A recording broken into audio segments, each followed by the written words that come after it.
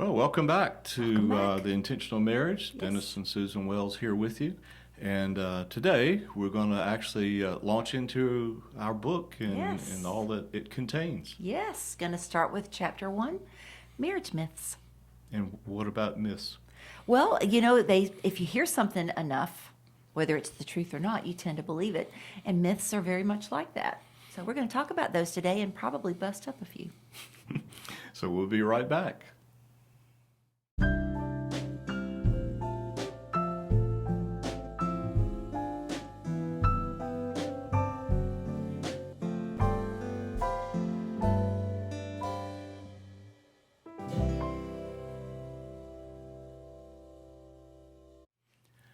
All right, welcome back. Well, we're gonna launch into the book today, and again, if you Yes. haven't gotten it, there is a link at the bottom where you can order that. You could get the soft cover copy like we have here, or you can get it on Kindle. Yes. So if you do we don't have the audio book yet. Not yet. We'll be working on that. But anyway, so today we're going to launch into something that's very interesting. Yes. In chapter 1, we talk about myths of marriage. Myths of marriage. And how many myths there are floating around about marriage. And it's interesting, I've seen a lot of people write books about marriage that aren't even married. So Yep. I don't give a lot of value to that. That's true. But a couple of things that we've discovered, and again, the book is about a lot about what we've discovered and what Yes. we've walked through, and so it's kind of a field-tested manual. It's not theory. Yeah. It's things that we have worked out between us over the years, and And we've walked in myths. we have walked in myths. And That's right. life has a way of being the cold water to kind of wake you up. Yeah. And then we've learned the truth. Yeah.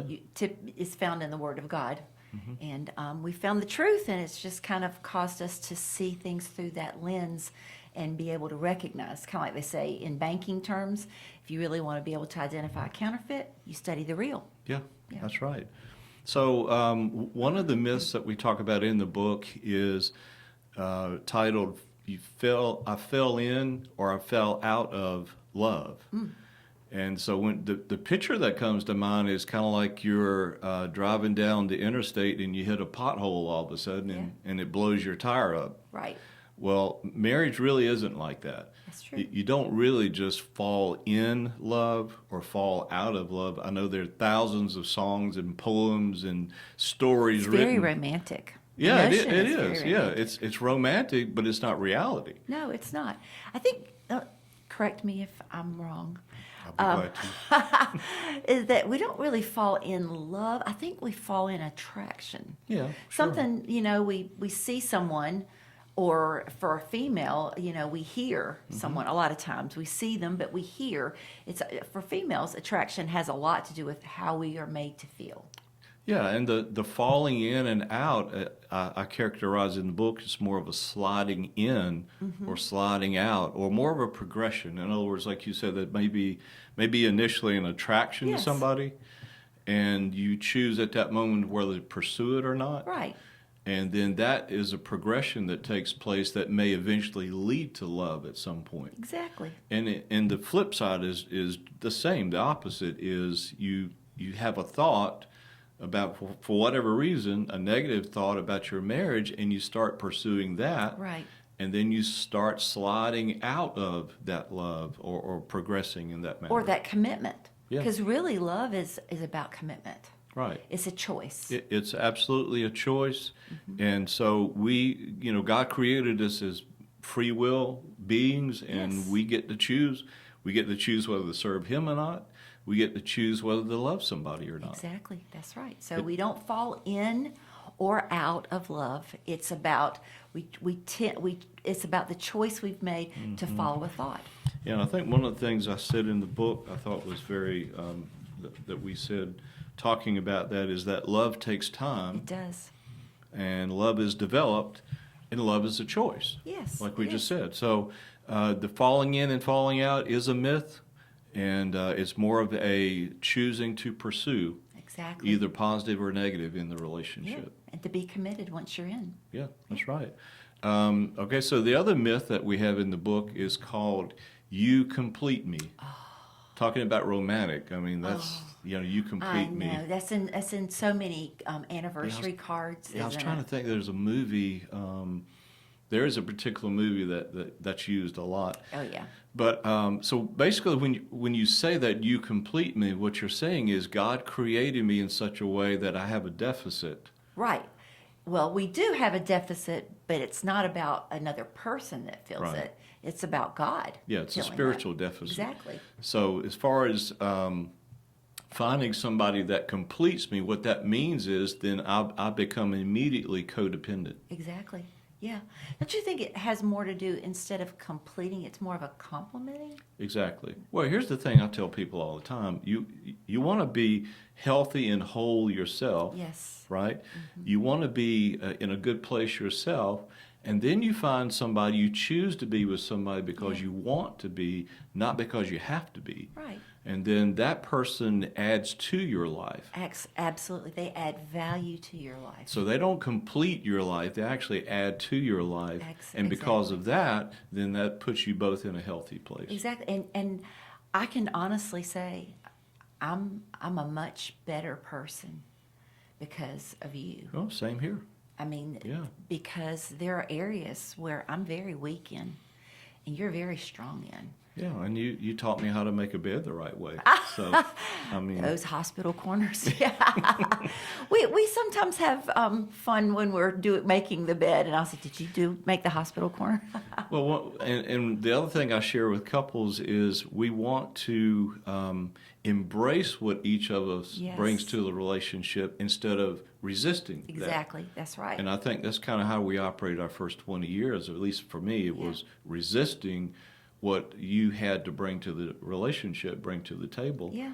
The gifting in you and then the gifting in me. And so I tell couples that this is really the most beneficial is when you come to a place of embracing each Yes. other rather than resisting. And also, you recognize your own weakness. Right. You know, I recognize, I'm going to give you a very brief example. I tend to be a shoot from the hip. I shoot first and ask questions later, meaning I tend to just kind of tell it like it is when I'm communicating with somebody. And a lot of times I will come to you and say, hey, this is what I need to communicate to such so and so about such and such. I'll just keep it like that. How do I say that without just destroying somebody? And he's so good at that. I'm weak at that. You're just so good at that. And so I recognize my weakness, and I don't try to hide behind some facade of I don't have any weakness. I do have weaknesses, but I've chosen to embrace the strength that you bring, and you kind of he shores that up in me. Yeah, and she's helped me with being a better steward of what we have monetarily, even our physical stuff. Yeah. Like getting the oil changed on a regular basis. Just she was very adamant about a lot of those things Yeah. in the beginning, which in the beginning was irritating to me because I didn't grow up like that. Right. But then I came to realize the value of Yeah. it, and our life is much better because of that. Yeah. Can you say preventative maintenance? Preventative maintenance. That's right. Works in cars, works in bodies, works on homes. Absolutely, yeah. Another myth that we talk about in the book is that marriage is 50-50. Ooh. Now, when I share that with couples, I use the illustration of, can you imagine half of me and half of you coming together trying to make a healthy marriage? Yeah. I mean, that's basically Frankenstein. You put Yeah. pieces together. Yeah. So, again, going back to even when I do premarital counseling, it's like, guys, look, you want to be individually in a healthy place. Yes. So that when you come together as a couple, there's a greater probability of you having a healthy relationship. Exactly. That's exactly Again, right. so if you're 50-50, one of the illustrations I use in the book is you basically got 1 foot in, 1 foot out. Right. Yeah. So you're constantly straddling that fence. Yeah. And so you're already thinking, well, if this doesn't work out, I'll.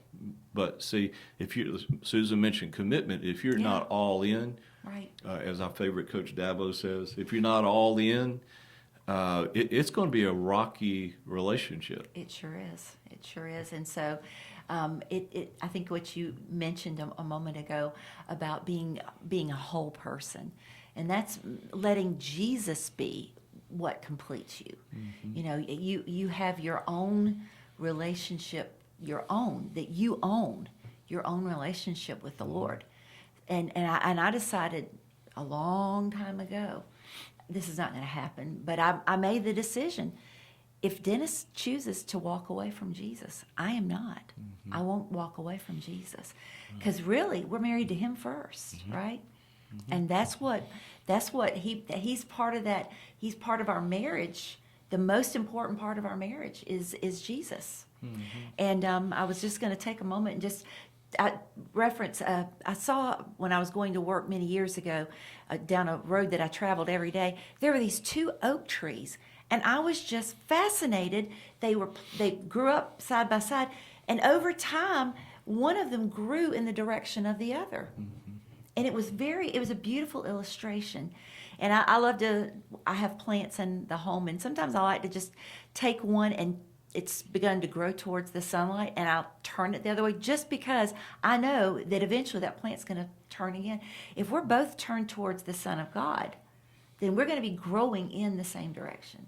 It's important. And under that umbrella of marriage is 50-50, the thing you hear frequently is that marriage is a partnership. Well, partnership implies that there are two parties that come together and make an agreement, a contract, if you will. Right. And if one decides to break the contract, then they can walk away. So if you term marriage as a partnership, you look at it as it's kind of a tentative thing. Right. Based on what you do, and do you keep your word, I'll keep my word, tit for tat kind of thing. So it's really not a partnership. God designed marriage as a merger. So you can imagine two coming together and merging. It says the two become one. Exactly. And so when you merge together, you become part of each other. That's now, right. it doesn't mean you lose your individuality. No. Don't get me wrong about that. You're still two individual people. Right. But that commitment is more of a covenant, Yes. right? A merger than just like a partnership that you can break and walk away from. Exactly. So under that headline of covenant, and we may discuss it more later, is that what I say when I make my vows before God and man, I'm saying I'm gonna do what I vow to do, Yes. whether you do or not. Exactly. And see, both partners make that vow, and then you've got a strong covenant, a strong merger. That's exactly right. That's right. So the last one, again, this is one of those things you hear frequently. It says, you'll ask somebody, well, I heard you're getting a divorce or you separated. Yeah, we just kind of grew apart. Yeah. Well, like Susan said with the plant, it depends on what direction you point in. Yeah. If you've got one foot out the door and you start considering that, I don't know if I want to be here or not, well, then you start pursuing that path. That's right. Then, yeah, you will grow apart. That's right. But you're choosing to grow apart. It doesn't just come out of nowhere. Right. And I think that's a great place to interject about your thought life.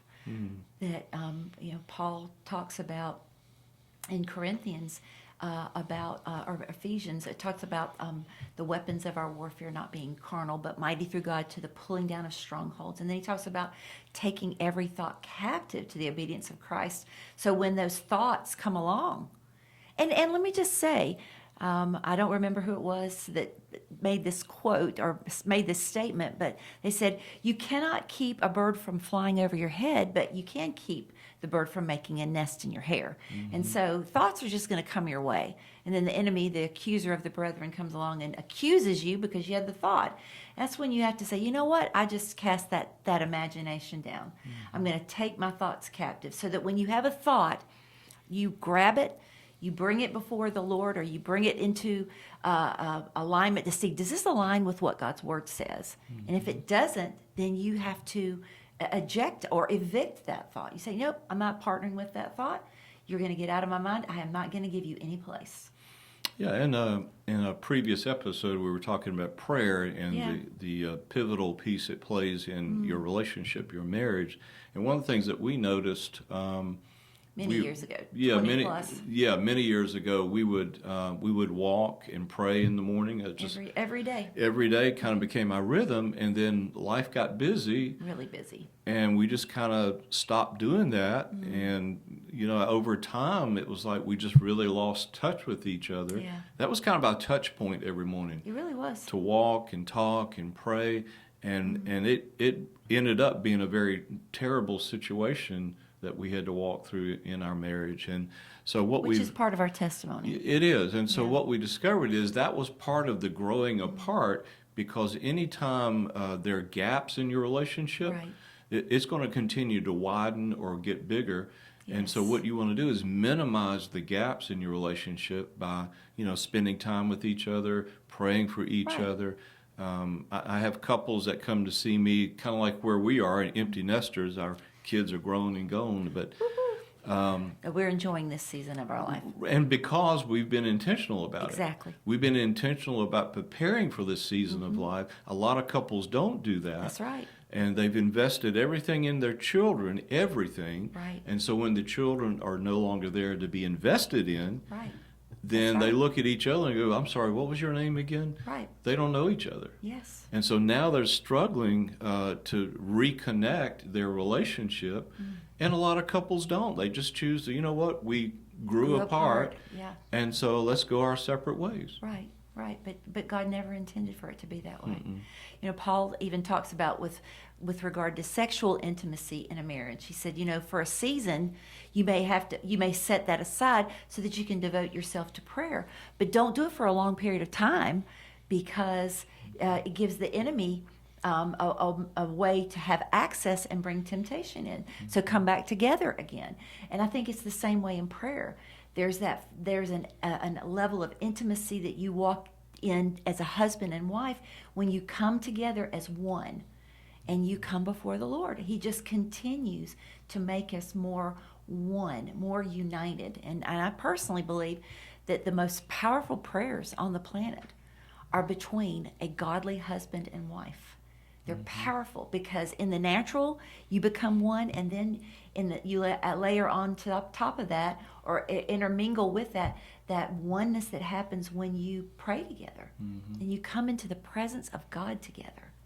Yeah, and I think one of the things, too, that I've discovered over the years, is not in the book, is that marriage, sometimes we get trapped into it being like it's on autopilot. Right, right. It's just going to be okay. Or Cruise control. Yeah, it's on cruise control, autopilot, but it's really not. It's no different than you going down the highway and you take your hand off the steering wheel. Right. I'm not talking about these self-driving cars they're working on now, but just traditional car, you take your hand off the steering wheel, eventually it's going to veer off the road. Right. Because you're not being intentional in directing where this thing is going. Exactly. So even in our marriage, our relationship, it can't be put on autopilot or cruise control. It has to be an intentional effort on both of our parts to remain connected and That's right. invested and to spend time together. Right. And I like to use the analogy of a garden. Mm-hmm. You cannot just plant seeds. You plant seeds, you water it, and then you just kind of leave it alone, because what you don't know is in that soil there are weed seeds, and weeds are going to come up, and you have to cultivate. So you cultivate a garden. You have to cultivate your marriage. Spending time together. So there are a lot of healthy components to a healthy marriage that we'll be talking about in future episodes. Yeah, so be sure and join us. And by the way, you can send us questions Yeah. via email. We'd love that. There'll be an email address on the screen there you can look at. It's questions@theintentionalmarriage.net. Yes. And we'd be glad to consider addressing those on a future program. Absolutely. And again, if you want to pick up the book, there should be a link there as well. You can click on that and get the hard copy or the Kindle copy, and you can read along and join with us. So That's right. until next time. Have a wonderful day. All right, bye. Bye.